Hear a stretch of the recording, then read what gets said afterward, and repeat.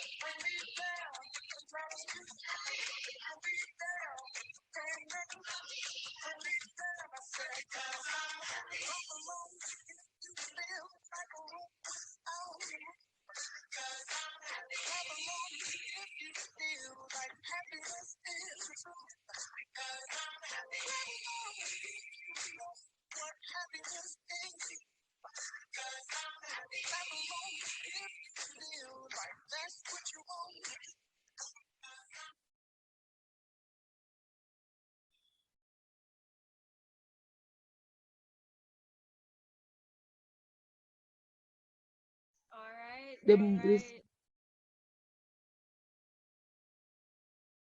Okay. Hello, everyone. Good evening. I am so very happy to see our turnout so far. I am loving the fact that I'm seeing so many familiar names. But parents, if you are able to turn on your cameras, we'd love to see your faces. And again, I'd like to just welcome you to our parenting workshop for this evening, as our theme is positive parenting, impacting generations. Again, positive parenting, impacting generations. Welcome, welcome, welcome.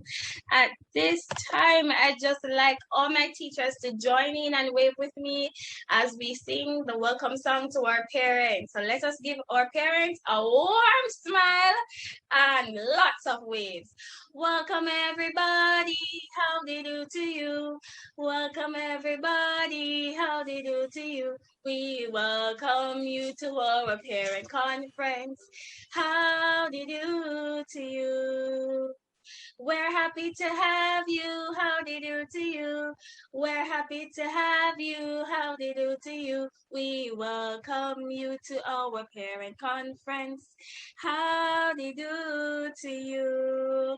So, welcome, welcome, welcome. Please let down your hairs, let down your ties, and have fun this evening. As my shirt says, our parents rock. And we know that Liberty parents are parents that have a lot of buzz. So welcome and do enjoy this evening's program. I am Auntie Tori, for those of you who may not know me, and I will be your moderator for this evening's program. And I'm very happy to be here spending my evening with you, and I'm sure that you feel the same way. At this time, I'm going to be asking our dear Auntie Tamale to just offer a word of prayer for us. Auntie Tamale? good night, everyone. Hi, welcome to our family. We are happy to have you here tonight with us. All right, so let us just do the prayer as we pray to begin tonight. All right. Pray, most righteous and eternal Father, we just want to thank you for a safe and we are not injured through God. We just want to ask you to just forgive us for the sin that we committed. Help us to be on your path and your path only, dear God. Even now, touch each parent tonight in a very special way.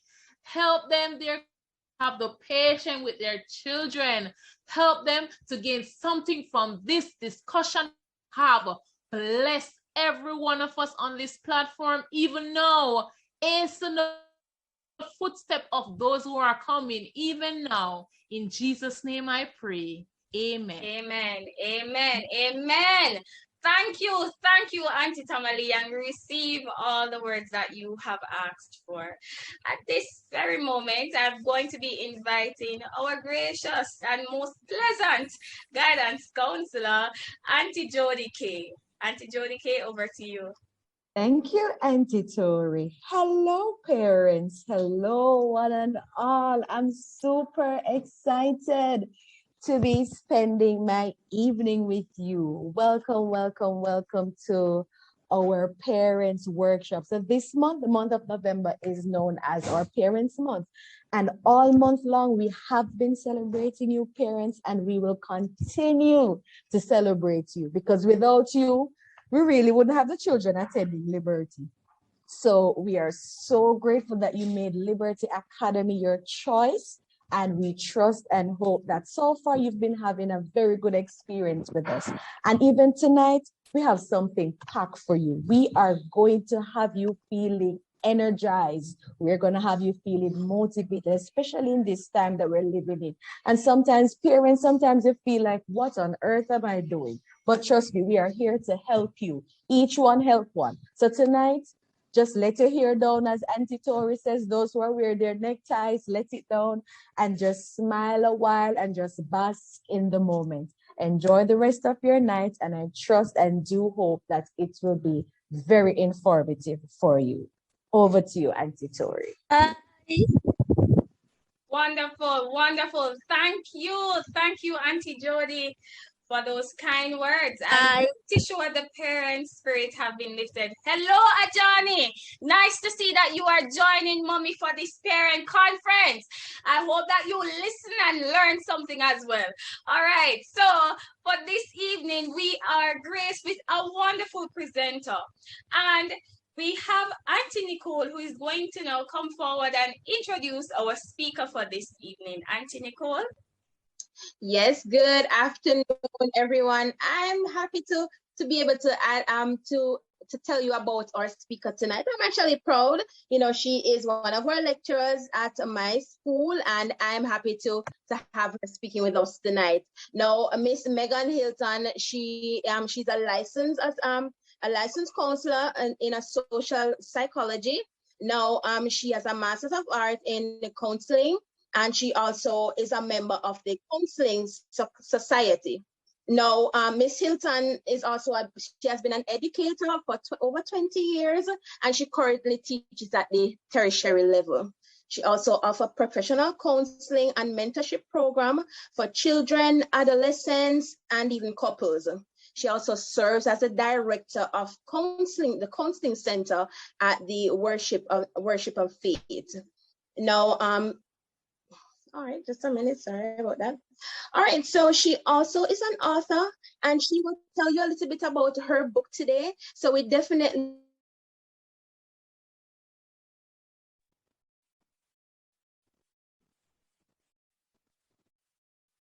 You're muted, Auntie Nicole. Auntie Nicole, you're muted. Uh-oh, sorry.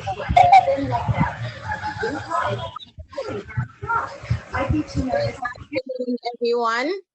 All right, so I'm pretty happy to be able to introduce our speaker for tonight. No, she happens to be a lecturer. Are you guys hearing me okay? Sure, continue. Wonderful. All right, so she happens to be a lecturer as well. Now, Miss Megan Hilton is a licensed associate counseling psychologist, and she is certified with Wire to Win. She's a Wire to Win coach and also a published author. Now she holds a Master's of Arts in Counseling Psychology, and she's also a member of the Jamaica Psychological Society. Miss Hilton is an educator, and she teaches at the tertiary level for over 20 years. Now, she also has a private practice, and she offers professional counseling and mentorship to children, adolescents, adults, as well as couples. She serves as a director for the Counseling Center and at Worship of Faith International Fellowship. And she also has an interest in parenting and child and adolescents. Now, she's here to tell us a little bit about how to be a positive parent today. And I'm looking forward to hearing from her, looking forward to hearing a little bit and learning for myself as well. So I hope we just sit tight, get ready your questions, and listen out and take in all that we can tonight. Thank you. All right, ladies and gentlemen, let us put our hands together for our presenter. Great night, everyone. Are you hearing me loud and clear? Give me some thumbs up. Yes, we are. If you're hearing me, awesome. I want to thank you for the opportunity to be sharing with you tonight. I do not take it as a light thing. Every time I get the opportunity to share with parents, I consider it a privilege. So thanks again for having me. I want to just ask you, while I bring up my presentation, to think about one thing you love about being a parent and type that in the chat. All right? While you're doing that, let me acknowledge the leaders of Liberty Academy, Miss Fiani and Miss Garrick. I hope my memory is serving me right. And special nights also to the guidance counselor, Miss Kelly, and her wonderful team of counselors with her. And of course, happy Parent Month to all the wonderful parents. All right? So I know I do not have a lot of time, and there's quite a bit I want to say to you. So has anyone typed in the chat what you love about parenting? Or maybe I should say, do you love being a parent, right? Now, I want to share with you a story of my own experience quite a few years ago when I had my first child. It is still to date one of the best moments of my life. And two things happened in that moment. There was immense joy. I was overwhelmed with joy because you're looking at someone who was told by the doctors that I would never have children. So for 10 years, I was told that I could not have children. So that moment when I held my baby girl, there aren't words to describe it. So I was overjoyed. And then I was also overwhelmed. Can I tell you? It's like you're waiting for this for so long, and then it happens, and you are, whoa, can I handle this? And I think that is when the whole passion of parenting was birthed in me. So I share that story because I believe many of you on this platform tonight can identify with that moment when you became a father or when you became a mother, or maybe you didn't give birth to the child, but you took on that role. I can tell you it's a life-changing experience. So tonight is about how can we become better at what we do. I'm seeing that Miss Grant or Mr. Grant says, I get unconditional love from my boys. That's one of my favorite things. I know for a fact that I have 3 little people in the world who love me unconditionally, right? And June is saying, or Junie, my children are creative and love to make things with me. So I'm not going to assume that the rest of you are not happy to be parents to them. I'm going to assume that you're just not in the mood to type, all right? So let's get into the presentation. We're looking at positive parenting tonight. And I want to start with the reality.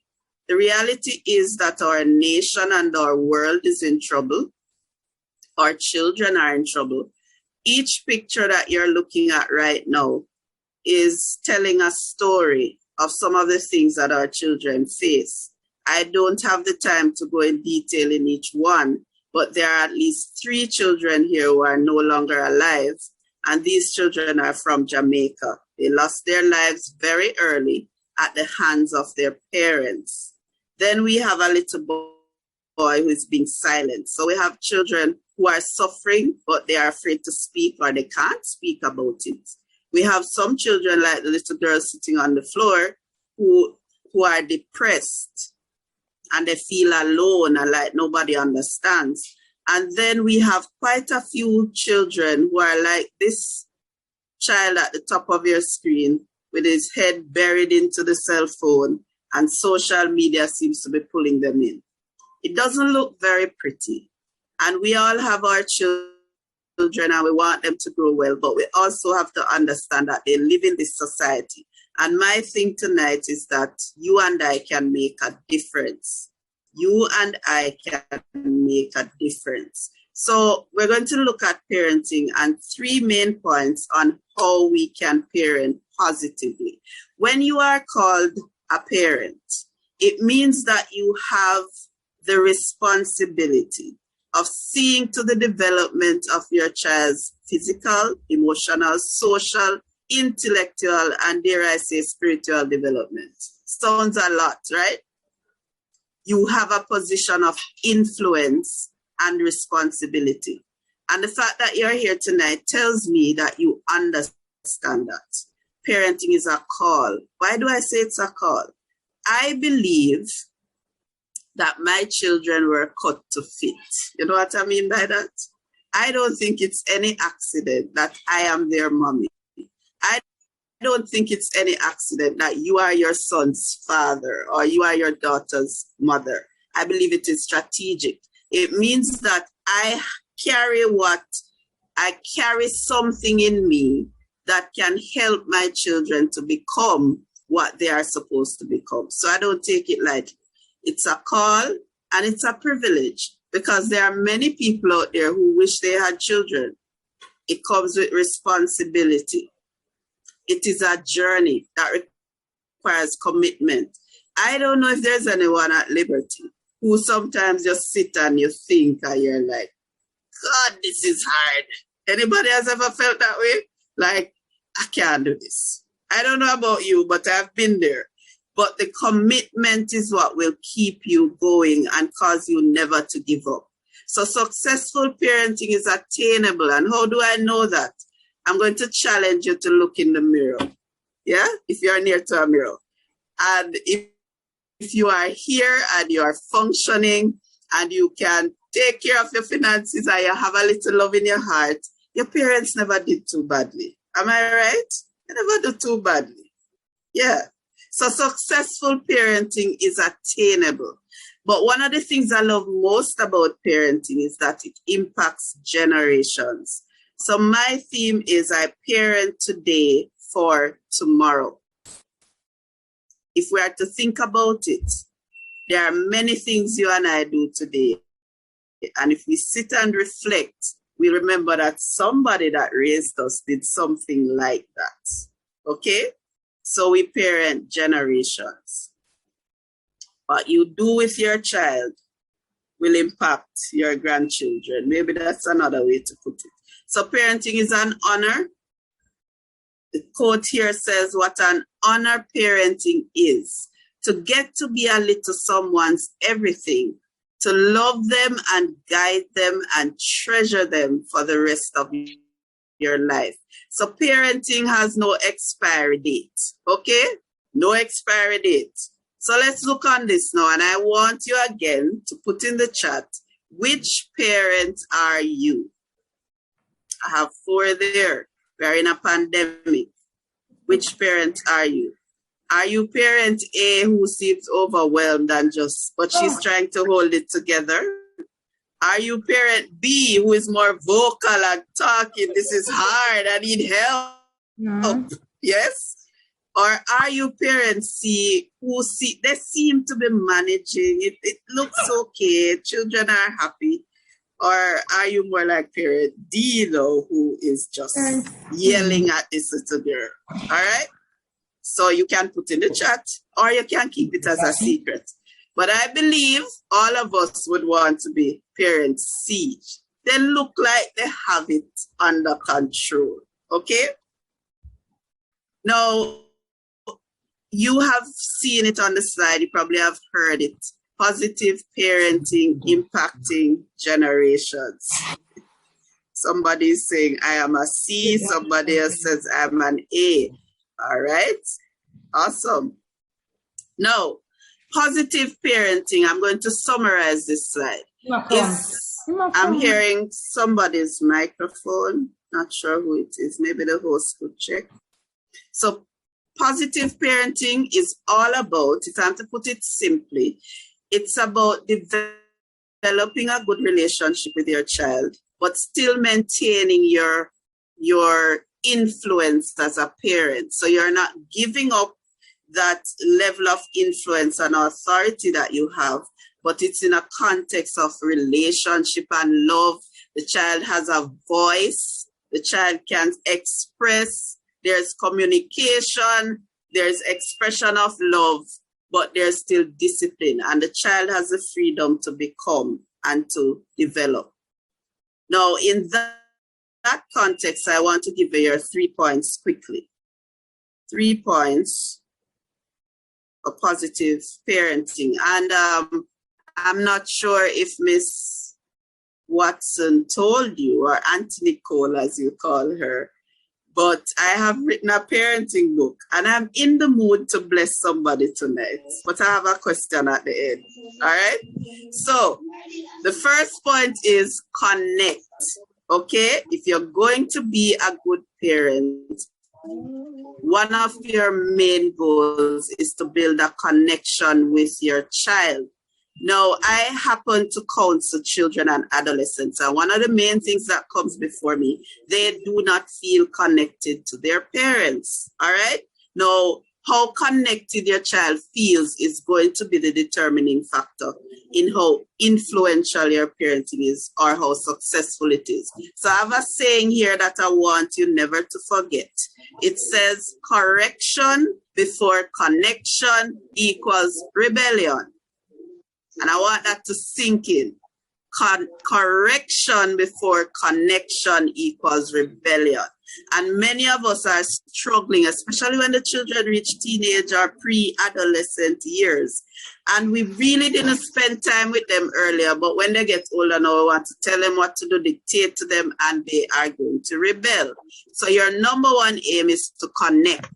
Now, quickly, what do I mean by connect? C, create time. Children spell love time. You can buy them the whole world. If you have no time for them, they will think that you do not love them. Off with the mask. That's the O. What do I mean? I don't mean you must protect yourself from COVID. I actually mean be open and be genuine with your kids. Let them know mommy. Let them know daddy. All right? Let them get to know you. That's okay. Nurture them. They need care. Never erase playing and laughing. Some of us are too stiff. That's the word. You have to have fun. Now, I can tell you, though, if I were to dance to save my life, Miss Kelly, I would not have a life. I cannot dance. But for some reason, God has blessed me with children who are gifted in dancing. And you know, there are times when they're out there practicing and I just go in the dance. Do I look silly? Of course I look silly. Do they laugh at me? Yes, they do. But what am I doing? I'm creating memories. I'm connecting. We're playing. We're having fun. Okay? Don't let that slip you. Don't leave that out. Empathize with your children. Remember what it's like. I don't know what the age of your child is, but I want you to think about when you were their age. Can you remember it? What was it that you wanted? Empathize. Listen well enough so you can understand their journey. And I know my time is almost up. So the other C is create family traditions. What do you remember about growing up in your childhood home? I have a lot of memories. Yes? And I'm sure you want your children to have good memories. So create some traditions. Create traditions. Touch positively. And I made sure to put that there because I have to put it there. But the hugging, hug your child. Give them a kiss on the forehead. You are filling their love tank and you are teaching them that it's okay to express love. I want to say, when you are spending time with the child, give them your attention. Put away the cell phone. Please turn off the TV if you're not watching TV with them. Allow them to feel like they're important to you. Listen. Eye contact. Some of us, the child is talking to us and we're looking everywhere else. All right? That can affect your connection. Now, what do you do to connect with your child? Put it in the chat and share it with somebody. Here are a few ideas. You can take a screenshot. Cooking with them, especially in the pandemic. Take them in the kitchen. Try to do some stuff together. Start a garden, family night movie. Talk about silly things. Tell them about your childhood. Children need this kind of connection with us. Do things together. Games, read books, go to the beach. I know Jamaicans love the beach, right? But if you can't go to the beach and you can afford a pool, buy a little pool. And yeah, water is therapeutic. All right? Now, the second point is direct. So you must connect with them and you need to direct them because a part of your role is training and discipline. Notice I didn't say punishment. In positive parenting, punishment is not a good thing. Punishment, you're hurting the person for the action. In discipline, you are teaching them a behavior. All right? So we are called to discipline. It means, I want you to remember your child has not walked this way before. Don't assume that they know. Teach them. Don't assume that your child knows what to do in public if you didn't teach them. So don't just teach the books, teach the values, teach the attitudes, teach the correct behaviors. And I know I'm talking to parents in a school setting. Support your child's learning. There's a whole chapter in my book, a whole section, because I think it's so important. Journey with them through school, but don't do the work for them. I have to put that in, all right? Because when you do the work for them and they go into the exam, they can't function, yes? And then the results will not look like what the reports used to look like. So you support them, but you help them to flex their wings and learn to fly, okay? What's your parenting style? We have 4. Have the parents who are not involved at all. As long as you have food and clothes and somewhere to sleep, fine, just don't disturb me. Then we have the authoritative parent. These are the ones who build relationship with the child, but still instill discipline. Permissive ones now, the children can do anything. You want to run on top of the balcony and jump off because it looks exciting? Not a problem. Life is just for living. You might have some broken bones, all right? So the permissive parent has no rules. Child can do anything in the world. All right. Then we have the authoritarian. Now, I don't know about you, but I think Jamaica has a lot of these. These are the ones that say it's my way or the highway. Some of us say, I'm the mama. You know that saying? I'm the mama. Don't argue with me. Now, I want you to put in the chat which one you think is the best approach. If you want a child that is growing confidently, a child that can voice their opinion, a child with high self-esteem, which one of these do you think you should be striving to become? Let me check.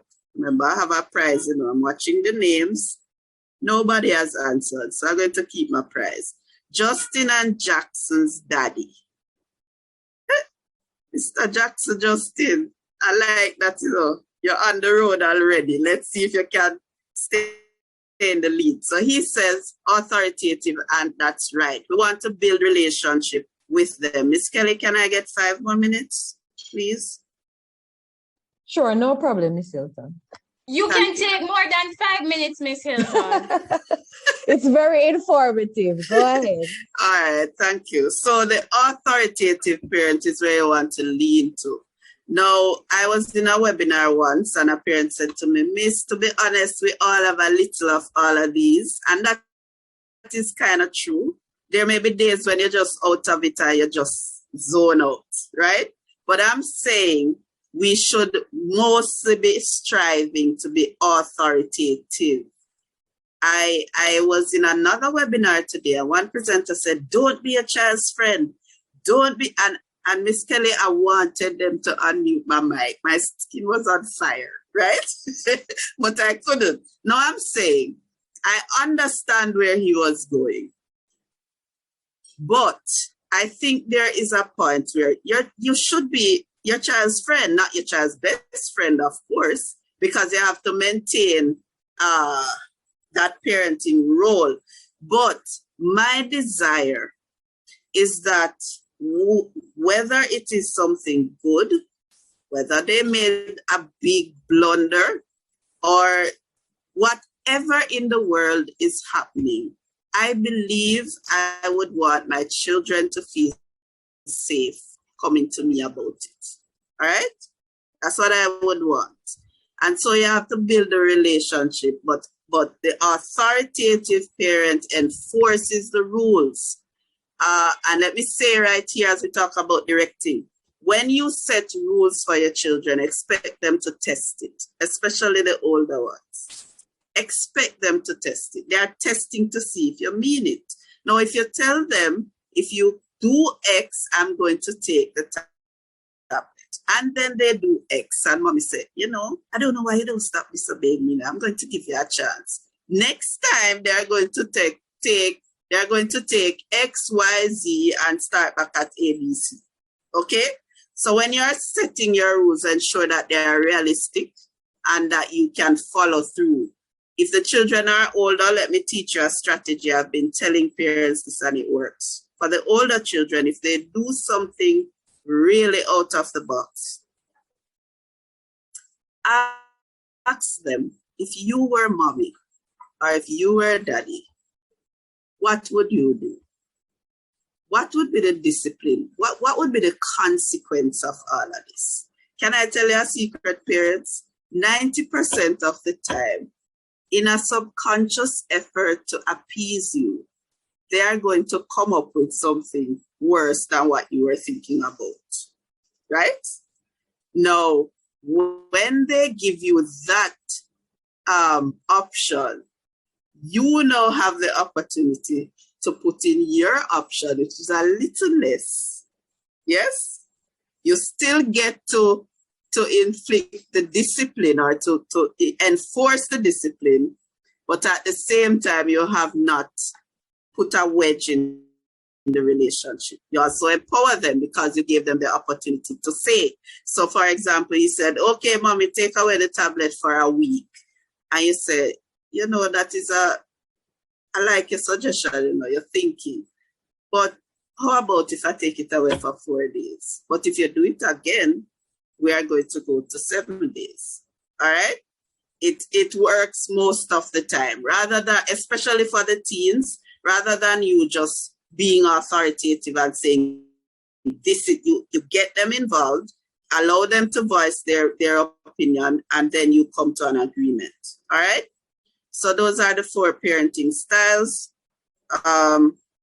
So under that, now I want to say, know your role. Still talking about directing. I want you to understand that depending on the age of your child, your role as a parent tends to change, okay? So when they are babies and toddlers, we have to micromanage. We mix the feed, we bathe them, we change the clothes, we ensure everything is okay.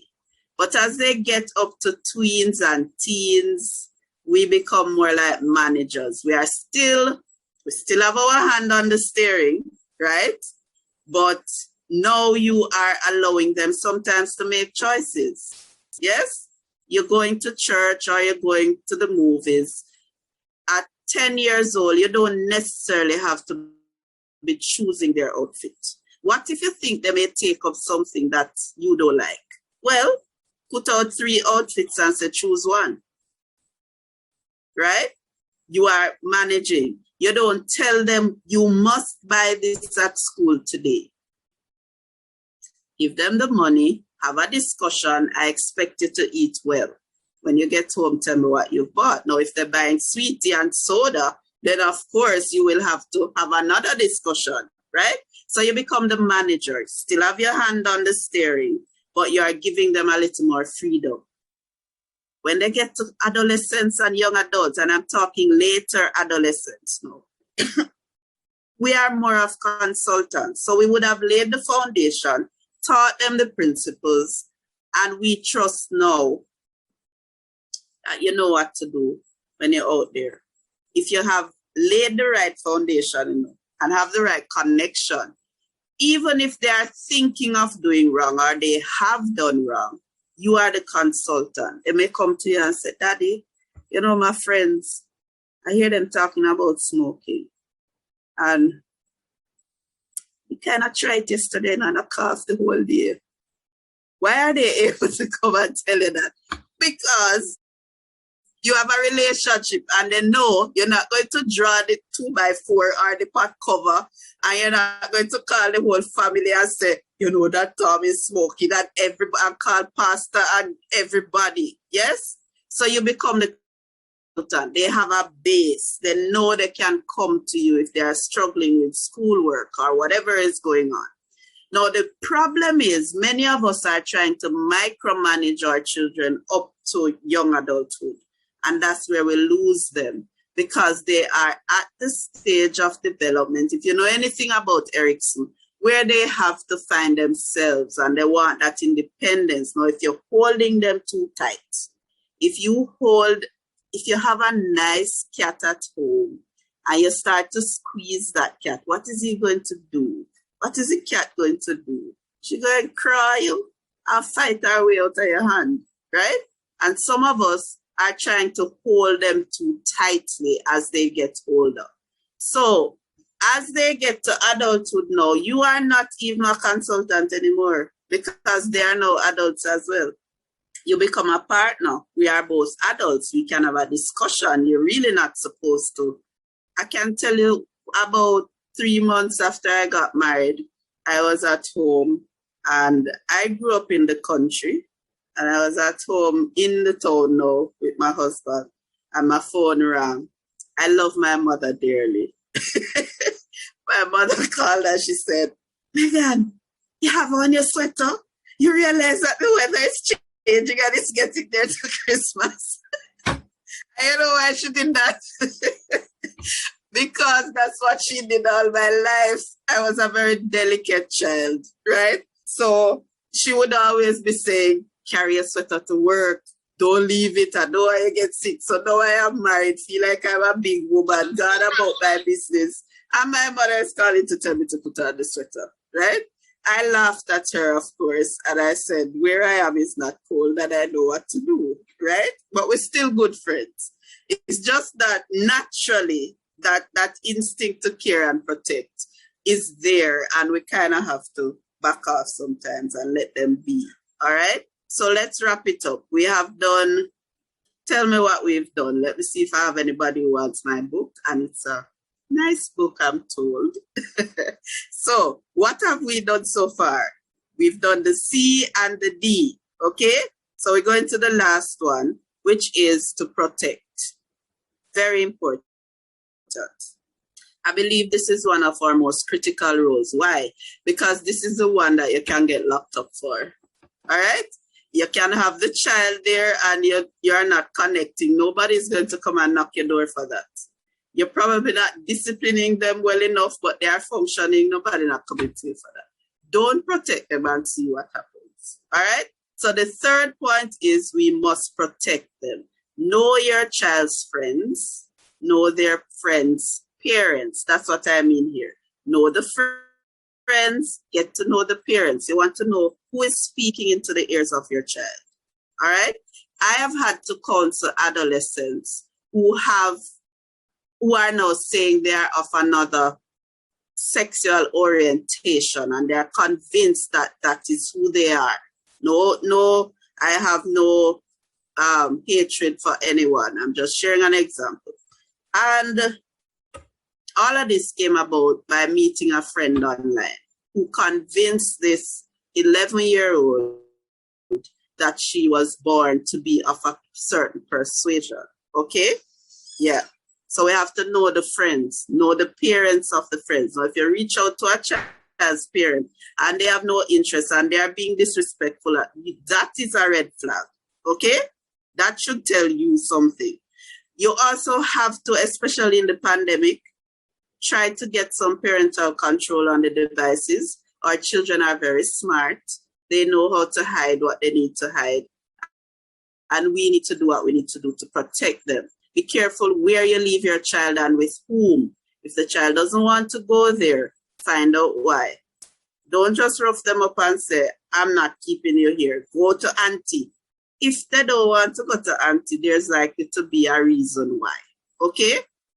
Teach them their rights and how to protect themselves when they are not around you, when they are home alone. Create an atmosphere where they can tell you what's wrong. Know your child so that you can see when things are changing. And I haven't read, don't ignore the red flags. In the interest of time, I'll say, if you know your child and you see any behavior that is unusual, if the child is always up and about and know that child is withdrawn, staying in the room, crying a lot, having nightmares, that should catch your attention. Your first stop is to take them to their regular doctor who will do a simple assessment and know if they need counseling, or you can reach out to a counselor. But the bedwetting, if the child had already, I'm hearing someone, the child had already passed that stage and they start wetting the bed again, sucking the finger again when they would have probably given up that long ago. You have to have your eyes open for things like that. Being very clingy, right? Don't want to leave you for the younger ones. Why am I sharing this? I believe that our children are being affected by this pandemic more than we realize. Since I've started to do private practice, in the last 2 years, I've seen more children than adults. That has never happened. Okay?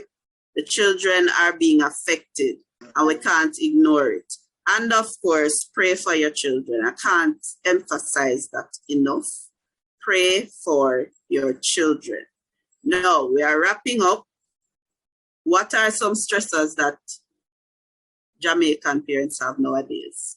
Put them in the chat. What is stressing you? Because all this time I've been talking about the children. But if we are not okay, can we help them? Can we help? No, we can't help them. And many times we neglect ourselves as we serve the children. But then when you start to neglect yourself, you really can't give them all that they need. So the last couple of minutes with you tonight is about you. All right? I want you to think, what is it that is stressing me right now? Is it the pandemic? Is it that I've lost my job? Am I getting less paid? Is it that I want the children to go to school? I think your kids are out, right? So, but there are some parents who still have the kids at home and they're not dealing with it well, right? What is stressing you? What is stressing you? So here are some coping tips. I call them ABC. Affirm yourself. There are times when you have to talk to yourself, right? I am a good mother. I'm doing my best. I love my children. I am awesome. Hello? Sometimes you have to affirm yourself. Speak to yourself, especially if nobody else is telling you that you're doing a good job. You look in the mirror and tell yourself, all right?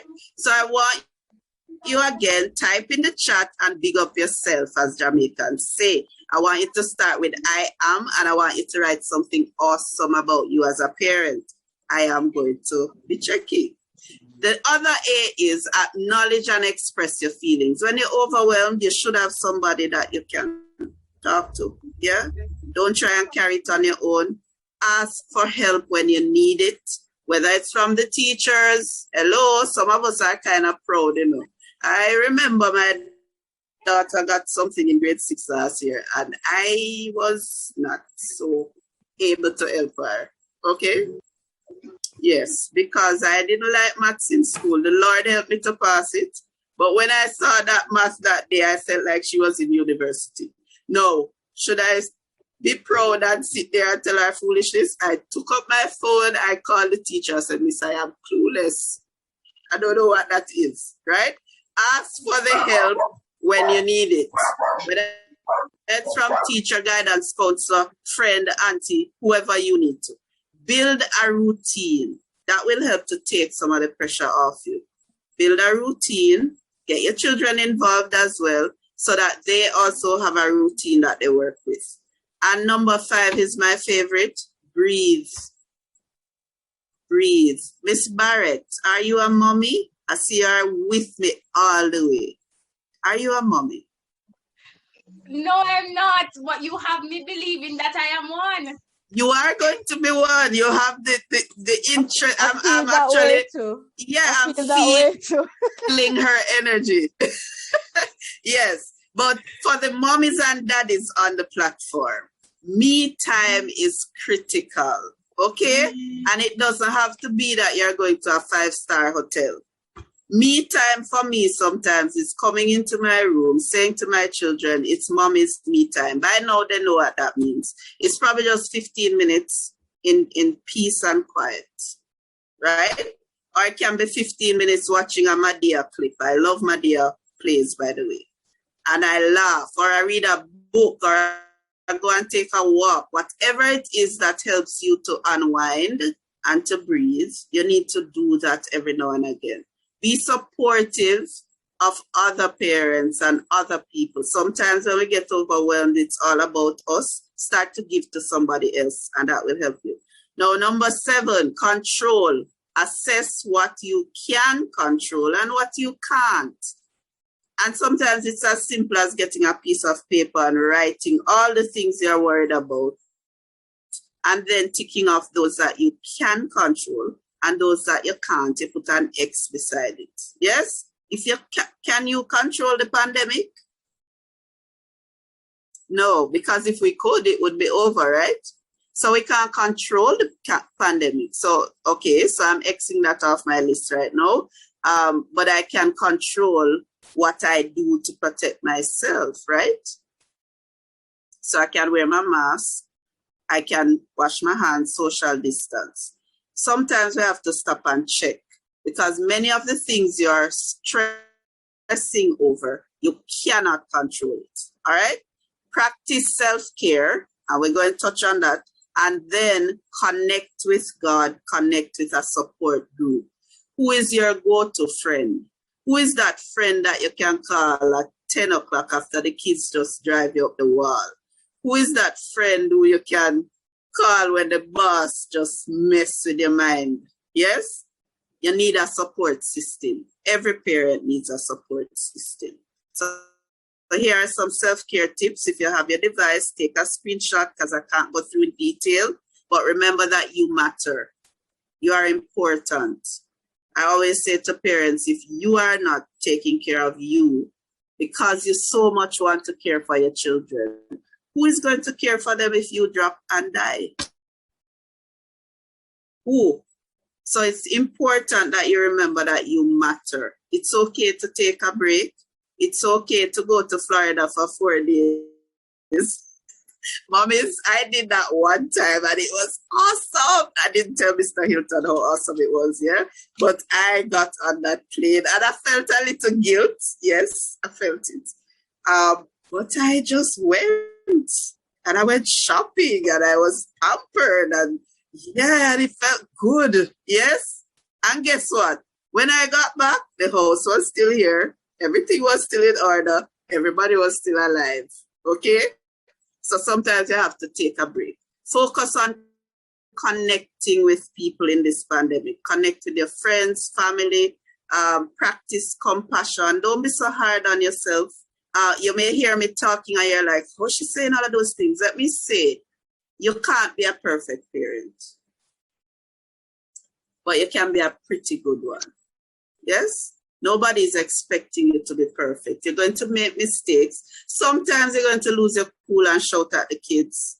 And let me say, we should try not to do that often because it hurts them badly. But sometimes we do lose it a bit. And it's so powerful if we can say, I'm sorry. Yeah? Can you say you're sorry to your children? But don't be so hard on yourself when you make a mistake. It's okay. And you use that to teach your children that you're human and that even though we try to do well, sometimes we make a mistake. All right? Create the balance. Create the balance. Don't sit and flood your head with COVID-19 news and vaccine stories and how many people dying. And no. Do other things that you enjoy. All right? Painting, dancing like me, even though you can't dance. Go outside and play, teach them how to play stocky. One month, my husband and I, 1 month last year, we just decided we're going to teach these guys some of our games, right? So we taught them hopscotch, stocky, how to throw the elastic on the wall and see who get the most elastic. We went out and we bought marbles and Chinese skip and they enjoyed it. But guess what happened after that? Oh, mommy, you need to learn our games now. Right? So I had to go and learn some games that they play, and that's okay, right? So the pandemic is on us. It's stressing. There are a lot of things going on, but it's a beautiful opportunity to connect with your children, to build a relationship, to get to know them more than you would before.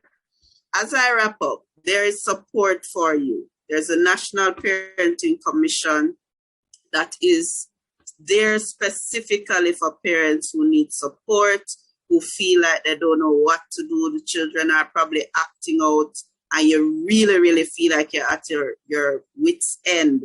Reach out to these persons. You also have public and private counseling providers. Jamaica actually has a society for psychologists. There are many of us in the island, okay? There are many. So there's help out there.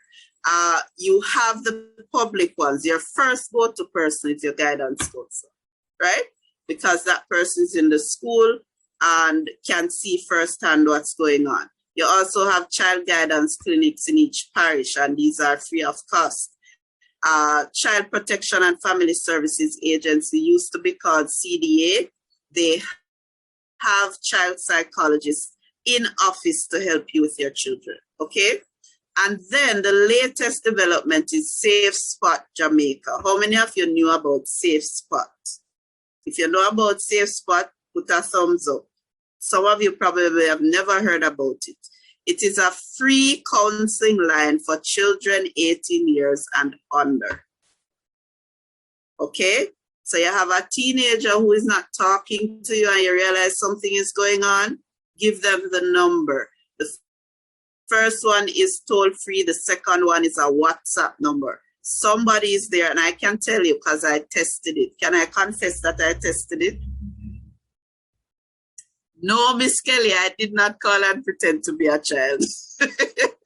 I actually reached out to them asking for the procedure to become a Safe Spot counselor, right? And because of my time, the amount of things I do, I couldn't finish the process, but I can tell you, they take you through a rigorous process. They do police record, they check to ensure that the persons who are on the other side of the line are people that we can trust our children with, okay? So give your teenager the number. And they have been getting calls. They have prevented quite a few suicides from happening since this line has been released, all right? And then you have your private practitioners. We all know Family Life Ministries, Choose Life International. There are private persons out there, as I said, and I put Wafif Counseling Center because I'm the director there. Yes, so I have to, yeah, you can't talk about other people, please, right?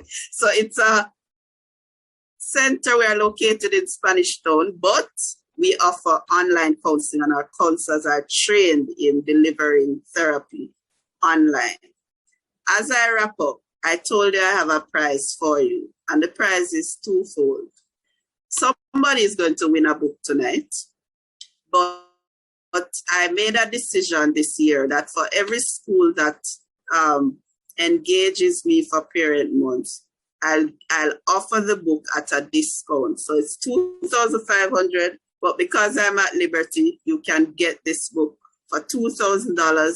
It has been getting excellent reviews. It's written with a Jamaican culture, but a global impact, right? And so somebody is going to win one, but it's available. You can reach out to your guidance counselors, okay? It's called Directing Your Arrows. Why did I choose that name? The Bible says children are like arrows in the hand of a warrior. That's all I'll say. Okay?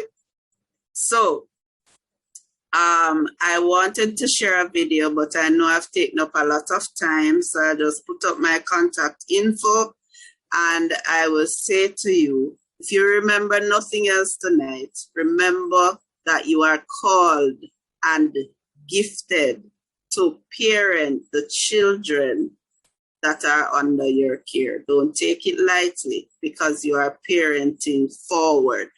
You are parenting generations to come. Miss Kelly, you want to ask a question? I don't want to set up myself. You ask a question, and the winner will get their very own copy of Directing Your Arrows. All right? And for those of you who have children doing PEP, I ensured that I put a section in there for PEP, for PEPsters. Okay? Have a great night, and thank you so much for having me. Thank you. Thank you, Miss Hilton. All right, so here is my question.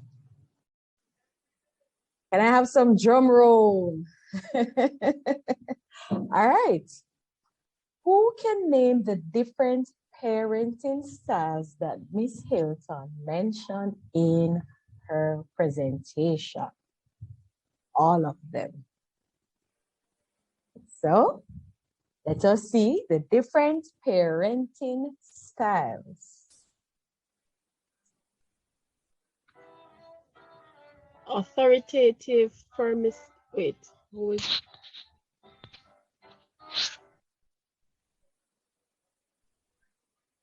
Let me just quickly point out that this answer should not come from someone from the Liberty family in terms of our staff.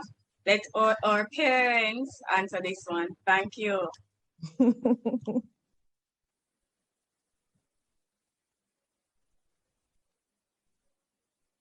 Somebody type it in the chat. They are coming up in the chat. Jackson and all right, so. All right, so the first response was from Justin and Jackson's daddy. Oh, I know so. Permissive. That goes to Mr. Case. Permissive, authoritarian, authoritative, and uninvolved. Miss Hilton, is he correct? I'm going to be very nice to Jackson and Justin daddy, because I have an eye for detail. I have an eye. Yeah, but you think we should have some mercy on him? You decide. Because there's no other response. Right. So we have all right. Authoritative, permissive, authoritarian. All right. I don't know. They keep spelling one word wrong. You notice? I know. And this one you have to work so hard for this gift, you know. All right. So Jillian Cranston says permissive, authoritative, same error, authoritarian, and uninvolved. What? All right. Somebody to get them all right. All right, Let me let's leave it to see. you, Miss Hilton. You leave it to me. I'm going to be very nice, and I'm going to give a book to Justin and Jackson's daddy and one to Jillian. So I'll give them 2 books just for being so involved. Let's So clap them. congratulations. Congratulations. Miss Kelly, please get their contact. Well, I'll get the books to you because I know where you are. But please take down their names and ensure that they are the ones who get the copy. And if there are other parents who need it, you can just take the list. If you order 10 books, you get 1 free. All right? Thank you so much again. Happy Parent Month, parents. Thank you. Over to Wonderful, you, very Tori. wonderful. Thank you so much, Miss Megan Hilton. Please don't go. You had me believing I was a mother. Listen, I was just Me about to too. call my little girl to find out how she doing and what she wants for dinner. So thank you so very much. You had me involved and engaged. When you become a mother, find me. All right. When you become a mother. I will. So thank you so very much. And I believe I can speak on behalf of all the parents when I tell you that this was well presented and well done. At this time, I'm going to open the floor shortly for parents who may have questions for Miss Megan Hilton. And congratulations to 2 of my parents from the special department. Woo! Oh, and Miss Barrett, there's actually a chapter in the book dedicated to parents of in special who have special needs children. Awesome. Yes, yes.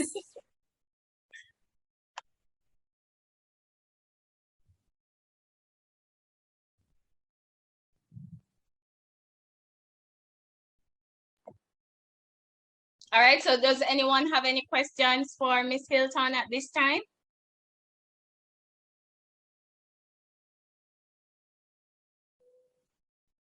Seems as if Miss Hilton was very clear. I hope that's the case and not the opposite, right? Well, we have some. Oh, here's a question, Auntie Tori. Okay, so we have Terry Ann Gordon who typed in the chat what coping tips you have for special needs parents. All right, so the first one I'll say is try not to do this alone, okay? Especially in your case, you need to have support, you need to build friendships with other parents who also have special needs children. You need that kind of support network. Don't be afraid to ask for help. And I would say most of the tips that I give relate to you as well. The chapter in the book on special needs was written by the director for a school who happens to be a member of my family. So I go there and I see the children quite regularly. And to be honest, they also need the same love, same attention. They need a lot more patience from you, right? And so for you as well, you have to know when you need a break because it's a lot more demanding than for other parents. So your support system needs to be there and you should be able to take your break. But just as I asked you to shower the other children, shower your child with love. Shower the child with love. And as long as you can, well, you're already in a school system, so send them out and let them interact. One of the best keyboardists I know now went to that school that does special education. He's autistic, but if you want an excellent keyboardist, he's the person to get, right? So don't limit the potential that your child carries. In spite of the challenges they have, they are unique. They have something to offer to the world, and you are the person positioned to help them to get there. I hope that helped a bit. Well said, well said. Mr. Case, you have a question? Yes, good night. I have a question. So my 2 boys, Justin and Jackson. Jackson is 7, Justin will be 10 in December. Jackson is autistic.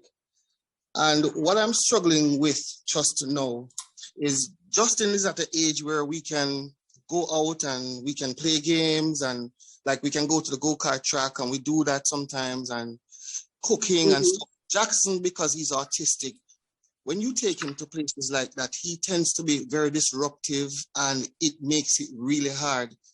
So what I tend to do sometimes is separate them. And I find myself feeling guilty for that.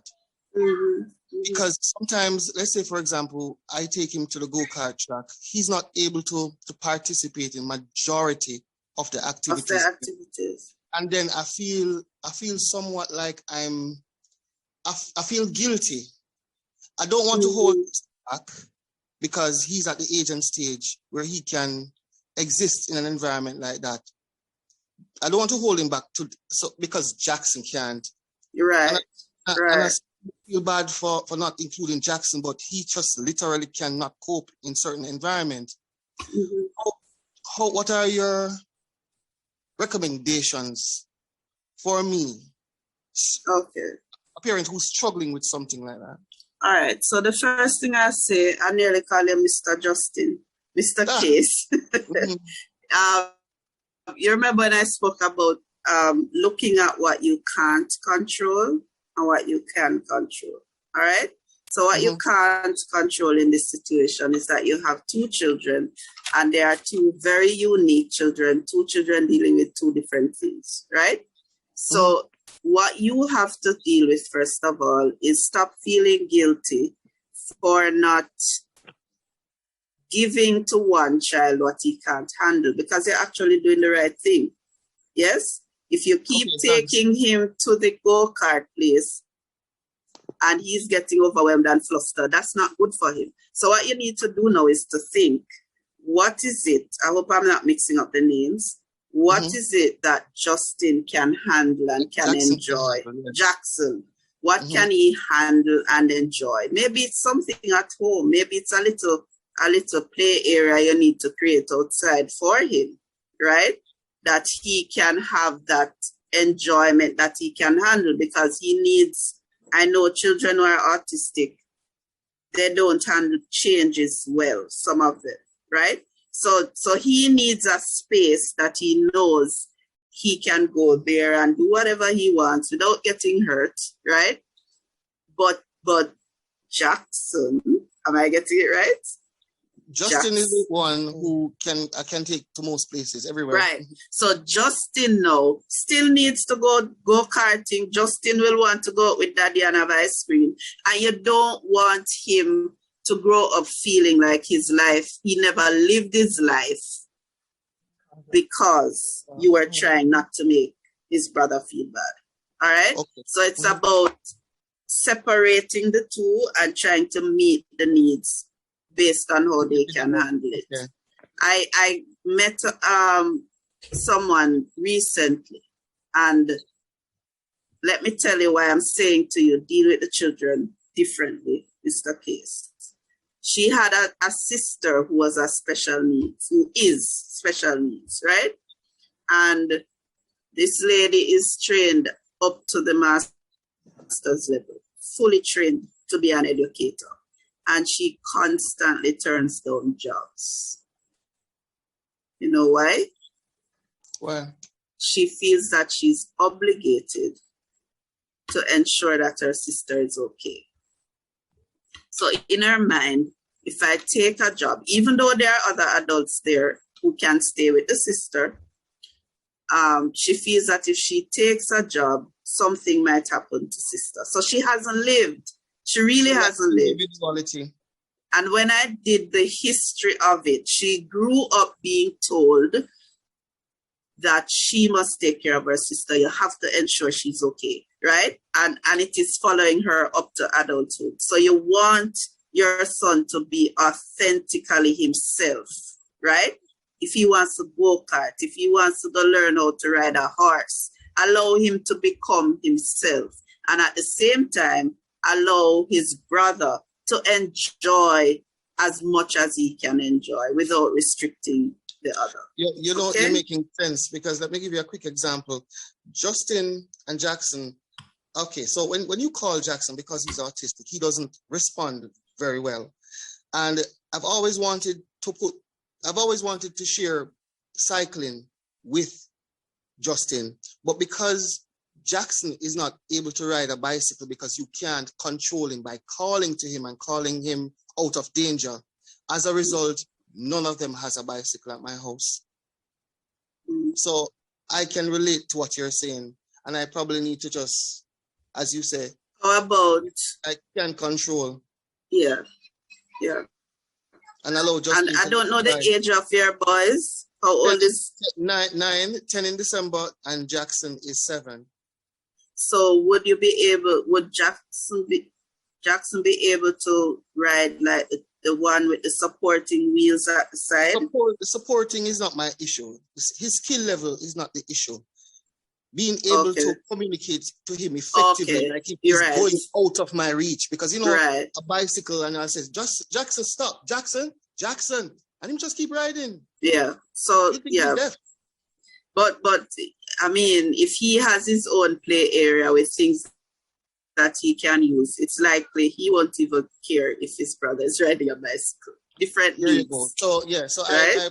I probably need to do that now that you're saying that. Thank you so much. I appreciate it. You're welcome, sir. You're welcome. All right, thank you, Mr. Case. All right, we're going to be taking our last question, and that is from Miss Grant. Well, it's not really a question, it's pretty much a follow-up from Mr. Case. Okay. Because what I probably need to say is that with Jackson, I'm the mommy, by the way. Good night. Hi, mommy. So with Jackson wants to do everything that Justin does.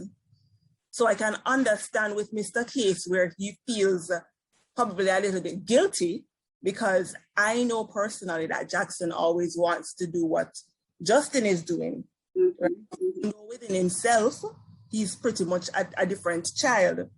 I take Jackson out, and I take Jackson out more than Justin because I believe he needs that. He needs a socialization. So he needs to be around an environment that he's not so comfortable with to get comfortable. So I try to take him out. In terms of, in your presentation, you mentioned shouting at the child, right? With Jackson, Mr. K said he's wondering if he's deaf. He's not deaf. So I'll speak to him, calm, he doesn't respond. And then I'd have to raise my voice. And a lot of the times I'd have to clap. So even if I'm in the supermarket, I'm clapping. So 10 million people looking at me, I don't care. I'm clapping. No, you can't care. You have a reason why you're doing it. Right. I'm clapping because I'm calling him back. And he listens. Another thing I do is if he's not listening, I start to count, because he knows when I get to a certain number, then it's going to be discipline time, and he doesn't want that. So there are a lot of other things, because I know you did say that shouting sometimes. Let me put that in context, right? So when you are, as I listen to you, Miss Grant, I see everybody in context. Everybody's unique. Everybody's situation is unique. So for you, shouting is your way of pulling him back in, and he understands that, right? Counting is also your way of pulling him in. So that wouldn't fit what I was saying. What I was referring to is that for some of us, we have been cultured to think that once we are upset, we have to raise our voice, right? So with our children, not the special needs children, or who you may have to use different techniques to get them to do what you want. But generally in Jamaica, think about it. If somebody gets upset, what's the first thing they do? Number one, they raise a voice. Number two, even if they are speaking perfect English, they are likely to switch to patois. Right, Nicole? Yeah. So the shouting I'm talking about is when some parents, every time they correct the child, they are shouting. If the child is to take up their plate from the table, it's a shout. If the child drops something, it's a shout. If you must get up out of bed, the first sound they hear is a shout. Why am I so passionate about the tone that you use? I remember when I was being trained as a counselor, but my director was teaching a class, and she said to us, she remembers one of her first clients, who was struggling with low self-esteem and depression. And she asked her to think back to one of her earliest memories. She was trying to find the root of this thing. So she said to her, close your eyes and try to find your earliest memory. And the lady started crying. Her earliest memory was sitting on the floor and her mom was standing over her shouting. She said to the therapist, I don't know why, but she shouted all my life. And all I heard was, I was a problem, I was a bother, and she didn't love me. I personally believe if I were to talk to her mother, that was not the intention. Right? That wasn't the intention. But children have a way of internalizing what we do. So you're having a bad day at work and you feel miserable and you're just edgy and you come home and you're cross with everybody and your 10-year-old gone to bed thinking, this is what I do, mommy, now. Why did I make mommy angry? What is wrong with me? And it has nothing to do with it, right? And that is why I say, try to use your inside voice even when there's a fire going on. Try. I'm working on it, Miss Black. I see you looking at me. I'm working on it, right? So sometimes I have to breathe. Yes. Okay, let's go outside and get some fresh air. And I use the inside voice, which is the voice you use when you step into your doctor's office and you're talking to the receptionist. You know that voice? Yeah, that's the inside voice. So you practice to use that and it keeps your temperature gauge at a certain level so you don't lose control of things. All right? Well, thank you for sharing, Miss Grant and Mr. Case. Thank you so much, parents, and thank you a million times over, Miss Megan Hilton. We really appreciate you stopping by and making time for us and sharing all this information that has been so very helpful and engaging and important for us to know. Now, at this time, we're going Thanks to for be having doing... me. You're very welcome. At this time, we're going to be doing our video critique. So I'm going to play a video for you, and then I will ask for you to share what you possibly would have done differently being the parent in that particular situation. So please let us pay attention to this video. Thank you. The Dhar app is officially available to download for free on the Apple Store, and even the chance to win. Can you think of anything else? I'm pretty sure it's on purpose. I mean, wait for it. Wait for it. Here it comes. He's about to say it. So you see. So you see. Why does he always use that line? Can you think of anything else? I'm pretty sure it's on purpose. I mean, I also already put it on a t-shirt. I guess we can ask him at the meet and greet on Sunday. What time is it at again? 9 a.m. For real? Mm-hmm. Nice. Want some? Heck yeah. I wish my mom let me have ice cream before dinner. I do what I want around here. Nice. There you go. Thank you. Joey! You know the rules. No ice cream before supper. Oh, come on, Mom. David's mom lets him. Right, David? So, if I were to call your mom right now, you're telling me she would say yes. Exactly. You already had too many sweets today. You know your stomach starts to hurt when you eat too many. That's not true. I can eat way more.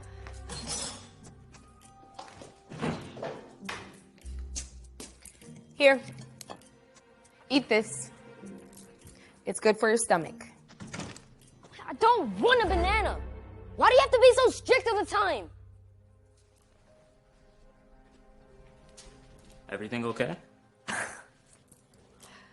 Your brother, he doesn't like having any rules. What am I gonna do with that boy? Anyway, you need me to make you anything, son? Nah, I'm gonna eat with Jamie tonight. Okay. But I'll take a banana.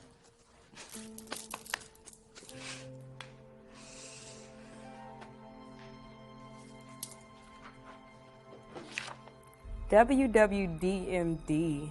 What would Darman do?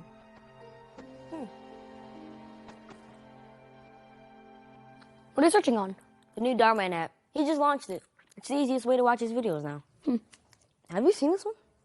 Yeah, it's super scary. It has an evil clown in it. Really?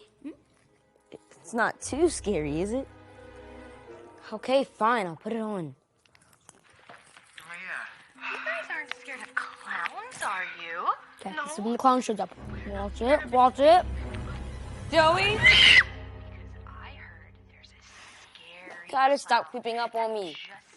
I don't know why you're scared. I was just coming to tell that. Huh. Nice try. I see. Yeah, like that's gonna work. Hey! We were watching that. You know you're not allowed to watch scary movies at night. That's how you get nightmares. I'll be fine. Come on. No, the last time you did this, you couldn't even sleep in your own bed. You had to come and sleep with me. No, I've never slept with you. Just give me the remote back. Rules are rules. You know that. This is so unfair. I'm sorry, honey. Besides, David, your mom just texted. She said she was pulling up. You better get going. And you better get going to bed. And you certainly shouldn't be eating this popcorn. Ugh, why do you have to ruin everything? What are you doing? It's past 9 p.m. You're not supposed to be playing video games. 1 second, I'm about to beat this level. Joey, please don't make me tell you twice.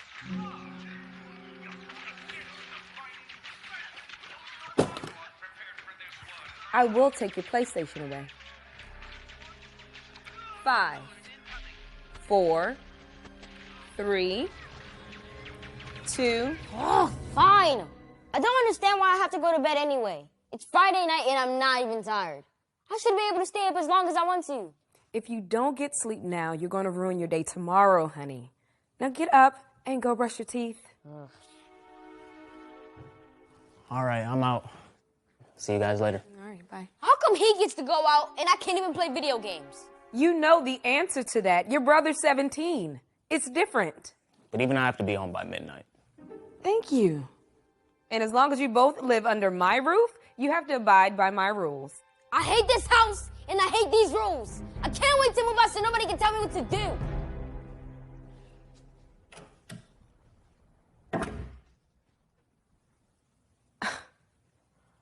WWDM. All right, parents. So far, we have seen what has taken place in the video. Please share with me if how you would deal with this situation, if you would have dealt with it differently, or if you would have done the same thing the mom did. Anyone? The floor is now open. Good night, Auntie Tori. Good night, Mrs. Lawrence. Good night, everyone. Auntie Tori, boy, I'm sorry. I'm not going to be the WW what. Sorry. I think as parents, I think we need to be patient, but at the same time we need to be firm. You understand? Mm-hmm. I was listening earlier to the counselor and stuff like that. Yes. I agreed with most of what she said. Understand me? In which to say that we have to talk to our kids now to let them understand. I mean, like coming up before, our parents wouldn't just explain things. They would like do this, do that. You understand me? Different style of parenting now and so forth. But at the same time, I believe us as parents, we need to be firm. You understand me? Because at the end of the day, when this child is going to say, even when she went with the PlayStation and she's like, stop, go to bed now, and then she go count to 5. Me then I count to 5. I plug it out long Jesus time. I plug it out long time and go to your bed. You understand me? So I think some of the time with kids as that, we need to be firm. With having a child with special needs, it is different. You understand me? Because like they tend to take a while to process what you're saying, but they understand. And they will test you. Trust me, they will test you like a regular child.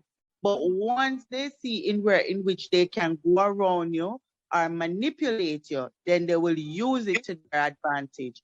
So I think the key part of it is being firm. So I love you, but I'm firm at the same time. Thank you. Thank you so much for sharing, Mrs. Lawrence. Well said. Anyone else would like to share their opinions? Yes, Auntie Tori. Good night. Okay, good night. I'm gonna go with Miss Grant first, and then I'll take you, Mrs. Radley. All right. All right. So Auntie Tori, that's a USA approach, right? And not a Jamaican approach, right? But one thing I must say, especially with me, since I found out that, you know, my kids were special needs and so on, I was very lenient and I was more like, you know, that type of approach with them. And it was getting nowhere. So pretty much what I do, just as a parent before said, you know, that PlayStation would have to gone. The ice cream to stay in the fridge and then look at it and can't touch it. You understand? Because it's been taken away. Everything is being, that's the discipline approach I take. Everything taken away. Devices taken away and they don't want that. So they fall in line. Thank you. Thank you. Thank you for sharing. All right, Mrs. Rodlin. All right. Good night, everyone. So, in addition to what Mrs. Lawrence said, I agree with you somewhat about being firm as a parent. We have to be firm as parents or persons who take care of children. We have to be firm, but sometimes I think some people are too hard on the children. For example, that parent, when the child asks her if you could just finish this level, he was playing his game and he asked her if you could finish the level. Honestly, as a parent, I would allow him to and say, after this level, you have to go to bed. If not, I'm plugging it out. Sometimes we have to give them a little leniency and not just, it's not everything is about what I say. That is how we lose our children sometimes. So you said, can I just finish this level? All right. After this level, you have to go to bed. Just give them a little leniency sometimes. Especially if it's not a child that is a problematic child. Okay, since he basically earned this then by behaving himself, by performing well in school, he earned this then. Okay, you can go to bed after this. And then you let him go. All right, thank you. Thank you so much, Auntie Sherry, for sharing. In the chat, I have Terry and Gordon saying, being sensitive to the child's feeling is also important. Tummy aches and nightmares in front of his friend. All right, so we have to bear that in mind as well. Go ahead, Mrs. Lawrence. I feel a rebuttal coming, you know. Yes, Auntie, sorry. So, Auntie, I agree with you in some way, but remember, not everything adds up. You understand me? So from the get-go, this child has been given attitude and you're being overlooking at you like, no. Remember, these kids, they know, you know, and they will test you. They will push you to certain limits to see how far you will go or how far you will bend over for them. You understand me? Understood. So right. don't let them manipulate you. I mean, these kids are bright, you know. Same like how Auntie said before. I'm like, I feel play catch up with my kids when it comes to gadgets. Because when you think say you put on child lock or child block, them know how to take it off. And when you are putting the code and you think say them not see them see, or them know how to override it and do all sorts of manner of things. So I mean, yes, I mean, don't get me wrong, you will reward a child for good behavior or for doing good stuff. You understand me? But you say once from the get-go, they hit the ground running, especially when they see their friends. Don't make them feel like them all that and a bag of chips. Nip it in the bud. All right, all right. Thank you, Mrs. Lawrence. In the chat, we have Dwayne saying, but this child has been constantly disobedient, which is true. And Mr. Case added, and disrespectful. All right. Now I'm going to go with Mrs. Aiken. You have your hand raised.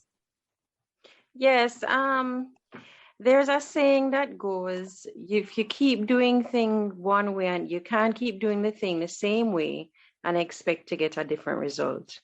So if this child has been consistently disobeying the mother, and then he's saying that she's always extremely strict and she never gives him his way, I'm agreeing with the parent that says that sometimes you have to think about your actions and shift the way you're doing things. Observe how they are reacting to what you're doing and then change the behavior. So as a parent said, maybe this time, say if you give him, you say to him, okay, how long is it for that next level? If it's now too long and carrying it into half an hour or more, then you say, no, that's too long a time. So you're giving the reason you're giving a restriction. Otherwise, if it's going to take 5 minutes, honey, then go ahead. But remember, you remind him of the rule.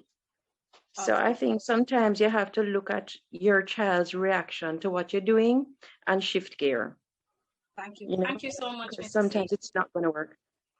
Okay. Wonderful. Thank you. Xavier McKnight's mommy said, this is the time when you need to know your child's friends. All right. Excellent point. Thank you. Thank you. Thank you, parents, for participating. Your opinions were heard and appreciated. And now I'm going to hand over to Auntie Tamara for her segment of the poster creation. Auntie Tamara? Good night, everyone. I know that this has been a while, but the session was very informative. So I'm hoping that based on all the information that you have gathered, you are now able to put this on something called a poster. So you're going to be making a poster. And how are you going to make the poster? So I'm going to be placing you into groups. I'm seeing 42 persons here. All right, so I'll be placing you into groups, about 4 groups, right? No teachers, only the parents. Now you can choose a leader. When you get into your groups, you go ahead and choose a leader. So this person will use their computer to create the poster, based on your input that you give. You can either use Microsoft Words or you can use Google Drawings. So if you type in www.Google Drawings online, it comes up and you do it and it's saved right away. So I'm going to be placing you into breakout rooms. So when you see the breakout room come up on your device, just go ahead and accept the room. You will have time is going. So instead of, let's see if you can wrap it up in 5. I was going to say 10, but let's see if you can do it in 5. All right, so I'm going to be assigning the rooms.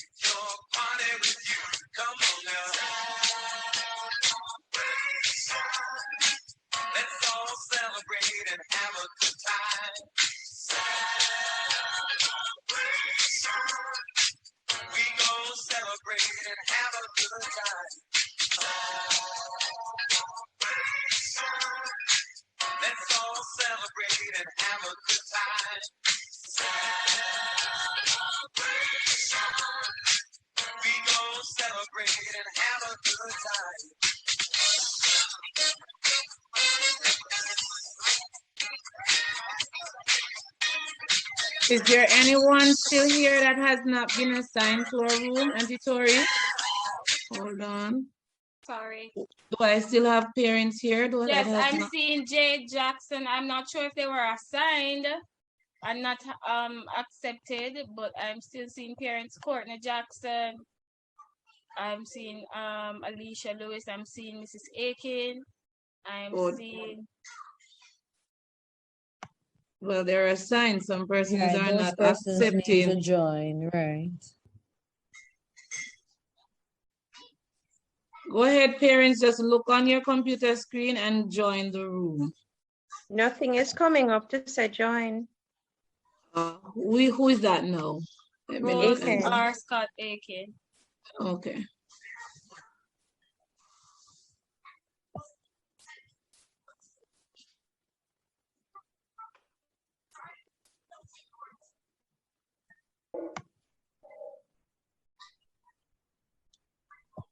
I'm also seeing Hillary Nunes, Stacia Stewart, Courtney Jackson again, Jay Jackson,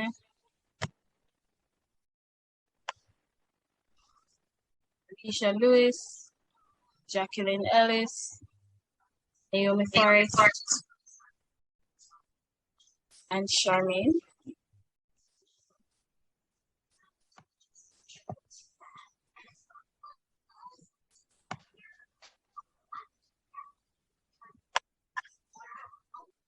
They're all assigned now. It's just for them.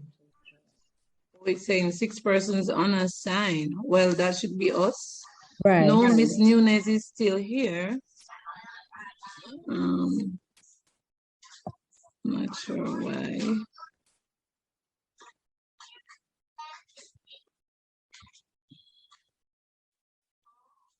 Guys, could you just go ahead and check? Mrs. Akins, you're still here? No? No, I think she was For the able to other join. persons, could you just go ahead and look and join the room?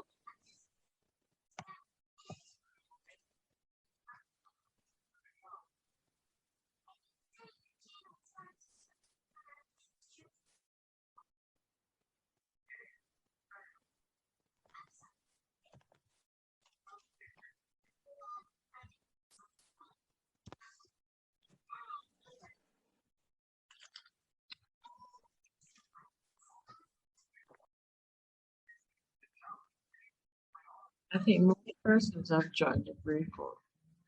Okay. Just a few. Good job.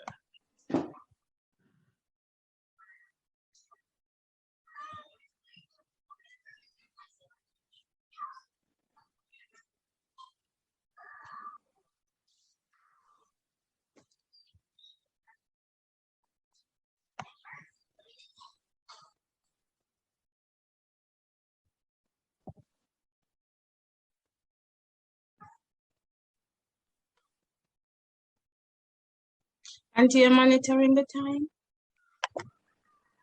Yes.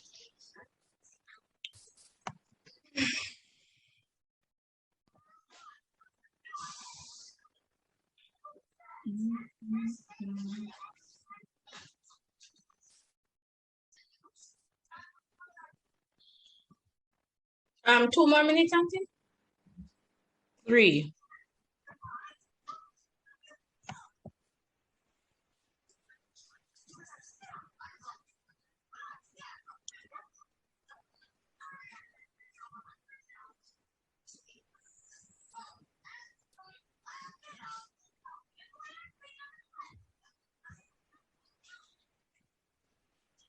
How are they creating the poster?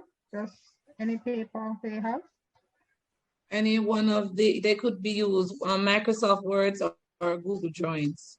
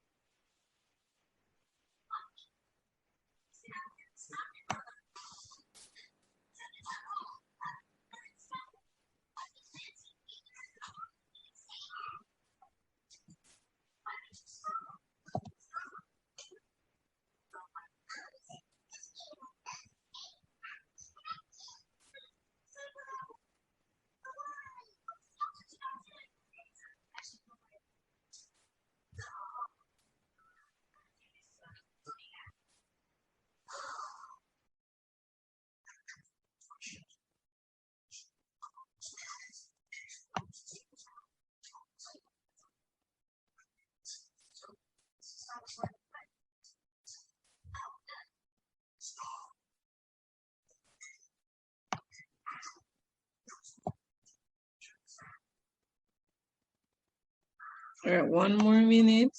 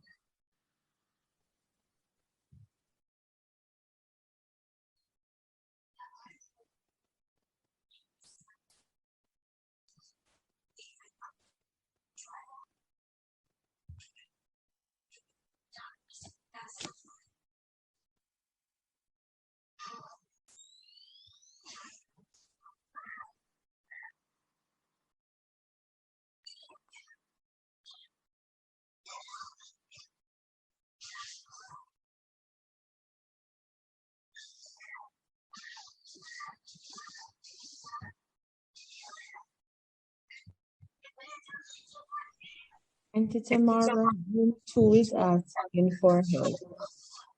Okay, let me go in room 2. I'm coming.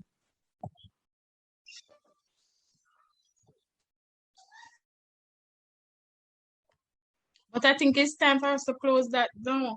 Room 2, just go and get left. Yeah.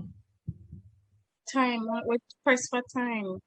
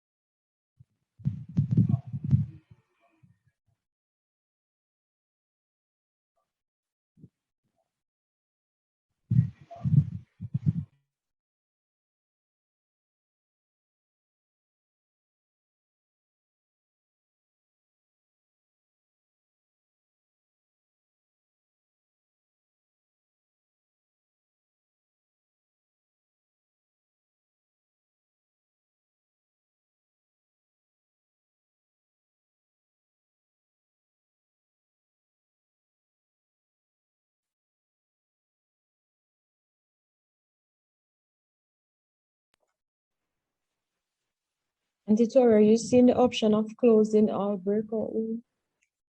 Let me see. Okay. Yes, I'm gonna do it. Yeah.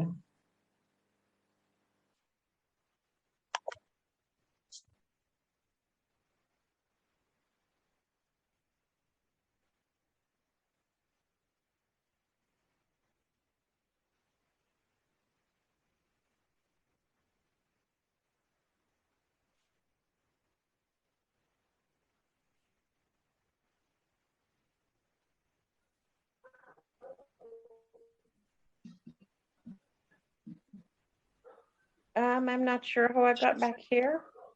Yes, I've closed the rooms. So we're all Oh. joining back in this space. Okay. Most people were confused. We apologize for that.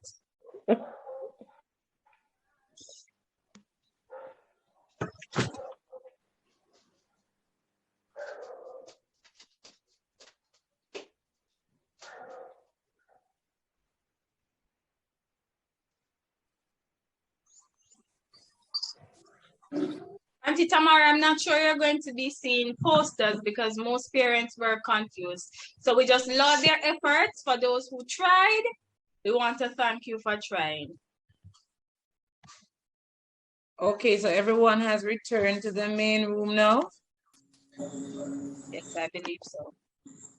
All right, does anyone have a poster they would like to share or just want to give a tip? Did anyone get a chance to finish the poster?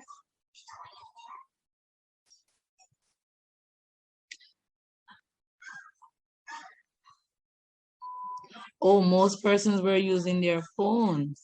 All right, so is there anyone that wants to share what they had on their phone? Can anyone do that at this time?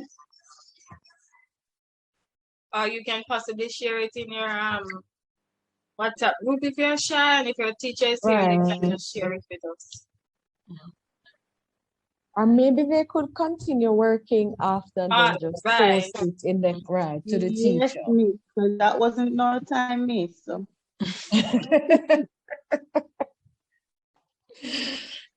I'm sorry about that. Oh, somebody's sharing. Oh, somebody's sharing. Okay, great. Nice. Very good, very good. Well done, well done. Was that from breakout room? What room was that? 1, 2, or 3? Miss Garden, what room are you in? I'm not sure. I think I was moved. So I don't remember. Oh, okay. Oh. Okay. Well, we'd still like to laud your efforts. Thank you very much. Thank you, Auntie Tamara, for that activity. We're now going to go into our final activity for this evening, and that will be our trivia questions that will be conducted by our lovely grade 3 teacher, Auntie Olivia. Good night, everyone. Good night, Auntie Olivia. Hi, Auntie. All right, so for those who do not know, I am Auntie Olivia, and I trust we're all doing well, and we're ready to have some fun. Might I add that there will be giveaways in the form of phone credit tonight. So, to start off, just to cut you, Auntie, and may we remind you that teachers, you are not welcome to be a part of this activity. Thank you. That's right. Thank you, Auntie. Yes, so while growing up, it seems like our parents have the answers to just about everything, right? However, once it's our turn to become the parents, things we realize aren't all that simple. So tonight we'll be doing a quiz. And I will be asking you a variety of questions, and they're all based around parenting. So let's take the test and see. Hold on 1 minute. Sorry, Auntie Olivia. There's another parent that's sharing.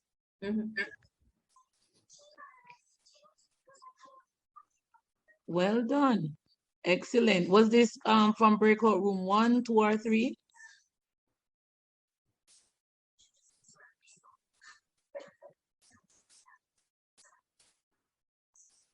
The person who is sharing, can you state which room you were in? Breakout room 1. 1, okay.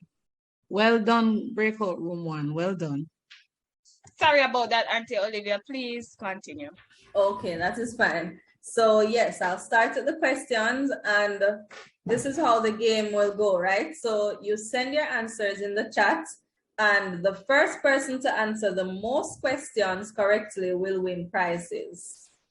And as I said, that is in the form of phone credits. So we are ready. 1 moment. Okay, so the first question, which of these foods should not be given to babies? Is it avocado, banana, sweet potato, or honey? Type it in the chat.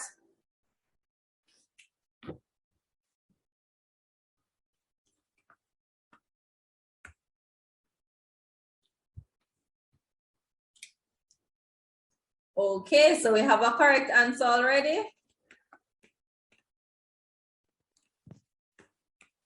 All right, so let me try to. Yes, so we have 1 from Grant. That's the correct answer. Okay, next question. True or false? Breast milk can be kept in the freezer.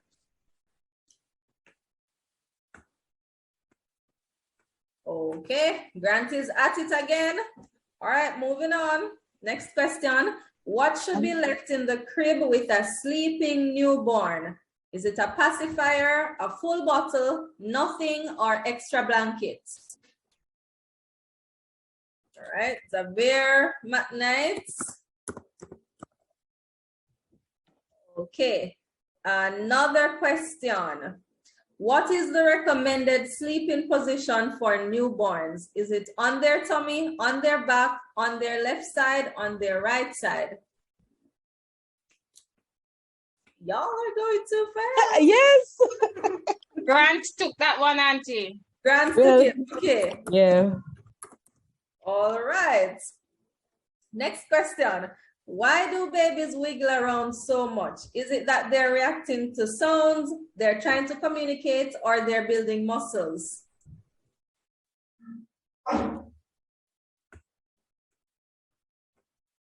And we have Terrian with the answer. Okay, Terrian shortcutting the answer. She just wrote muscle. Muscle. That will work. Okay, next one. What baby product can help prevent diaper rash? Is it baby powder, baby wipes, baby oil? Oil. She's shortcutting again. All right, so we have Terrian again with the answer. Next question. True or false? All babies smile for the first time they see their parents. All right, we have Justin and Jackson's daddy with the answer. That's Mr. Case. Mr. Case, okay. Next question. When should a baby's teeth start getting brushed? Is it once all of the baby teeth are in, or as soon as the first baby tooth appears?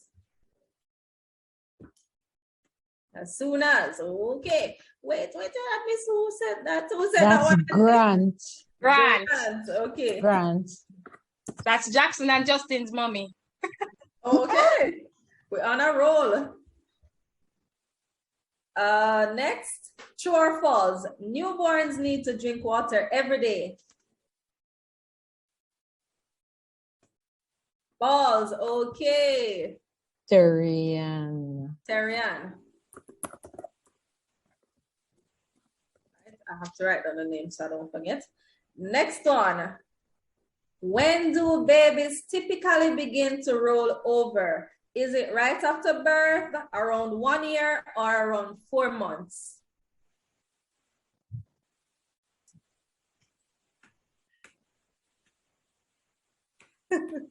Who is the first one's auntie? Terrian. Terrian? Okay. It was a comment that got me distracted, so I think it's mom against dad. I agree. Okay, next one. What is a helicopter parent? Is it a parent who shouts a lot, a parent who flies a helicopter for a living, or a parent who pays extremely close attention to their child? Rose says me. Attention, Dwayne. All right, so Dwayne has the answer. Next one. Why do babies spit up so much? Is it that they are sensitive to taste or their stomachs are developing? Terrian, stomach.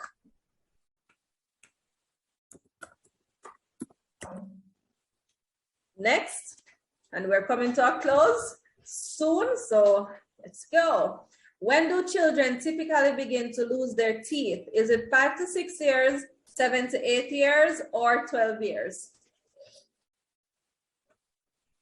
Terrian on a roll again. Correct. How much exercise should babies get in a week?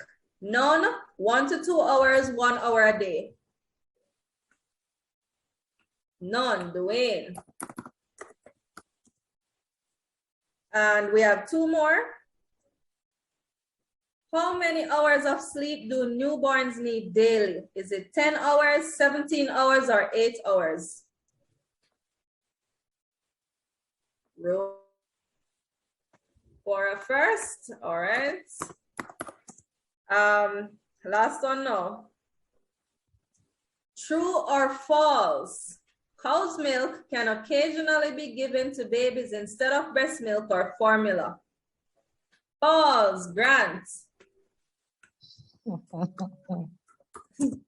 Auntie, I am going to send these names and you are going to decide.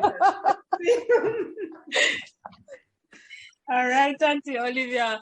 Thank you so very much. Thank you. I see where the parents were loving this one. Your fingers are very fast. Yes. So the competition, as Mr. Case rightfully said, it was mommies against daddies. Correct. Good job, parents. Thank you so much for participating. And thank you, Auntie Olivia, for this engaging activity. You're welcome. Well, we have come to the end of our program. Yes, I know all good things must come to an end. It was very good, an evening well spent. I was happy I was here spending it with my Liberty family at large. And I want to thank you so very much for your participation, for your presence. It was greatly, greatly appreciated.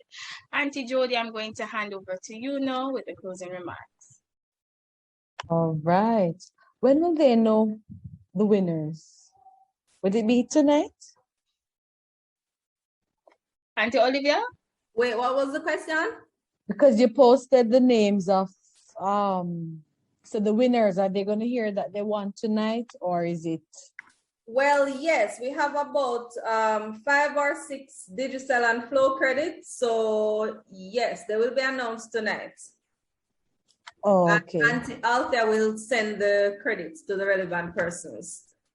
So teachers, Okay. I'm asking you to kindly identify your parents so we can have an easy flow of who should get the credit. Thank you very much. Okay. All right. We have come to the end of a fabulous night.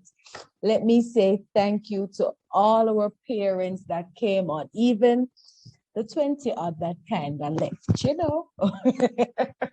We thank them for being here with us, and for the others that stayed, we really, really, really thank you for staying with us tonight.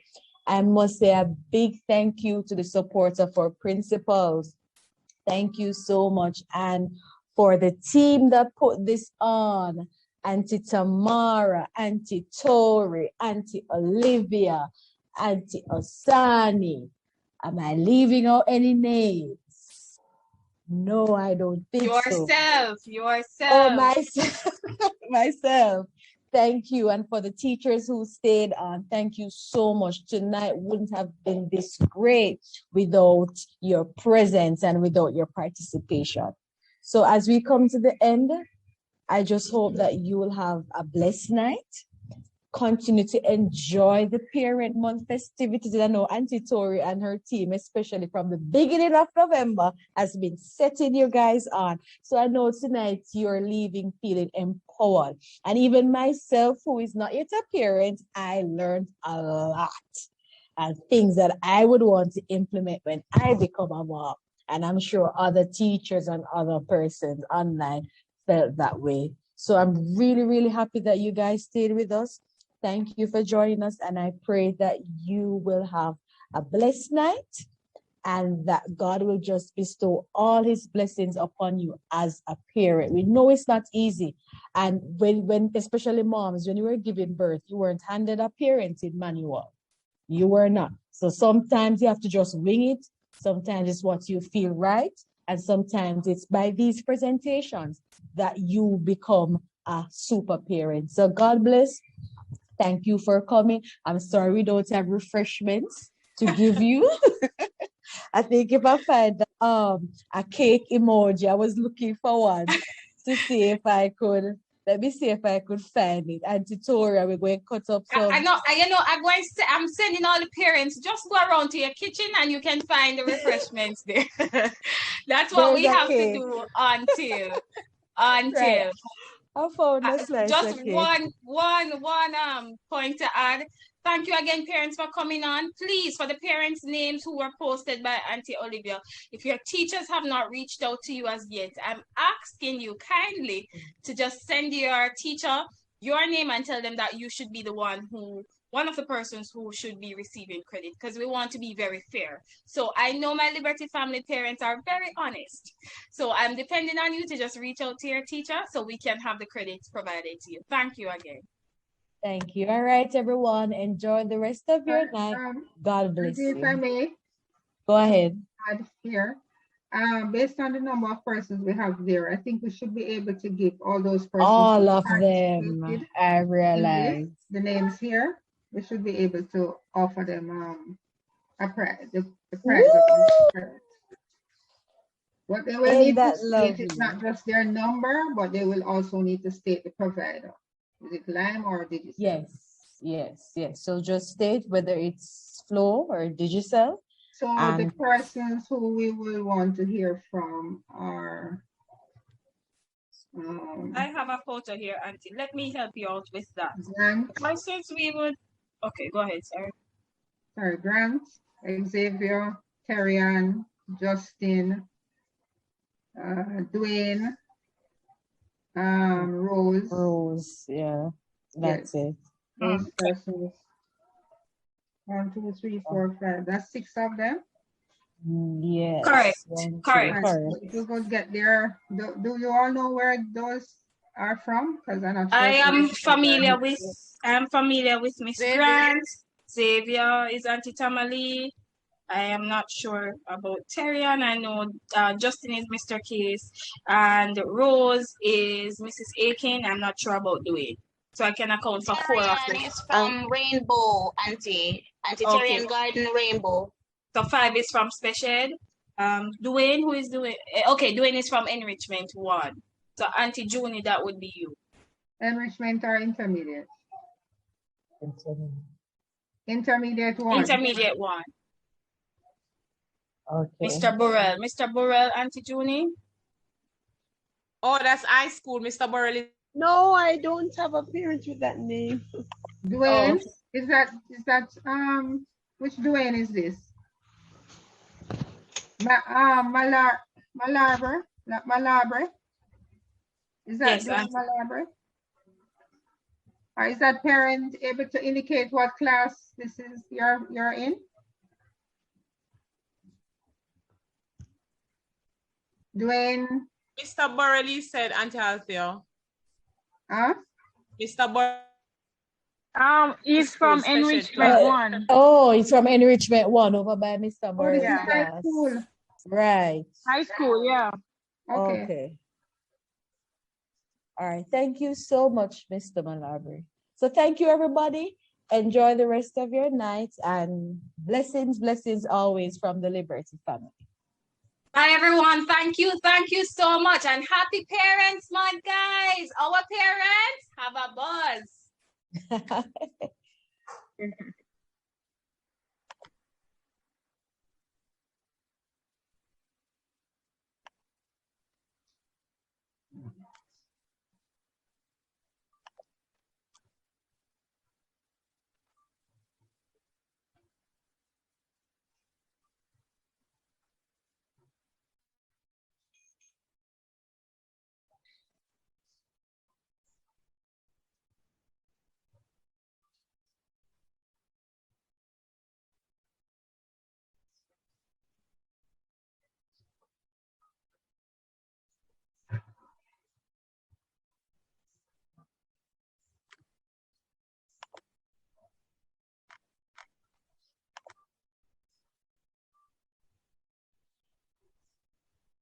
Bye, guys. Thank you. Bye. Bye-bye, parents.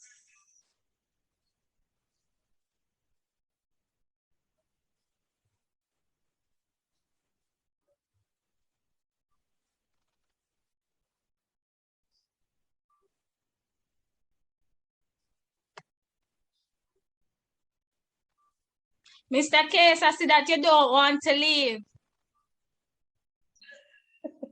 There you go. All right, it's just us. No, there's a Naomi Forrest on. Bye, Naomi Forrest.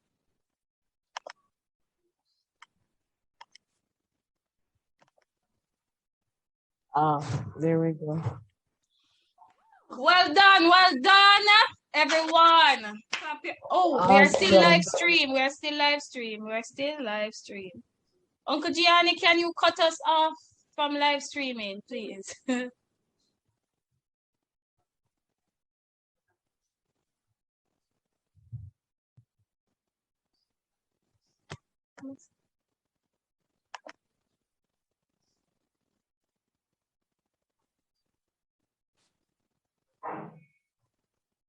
Uncle Gianni?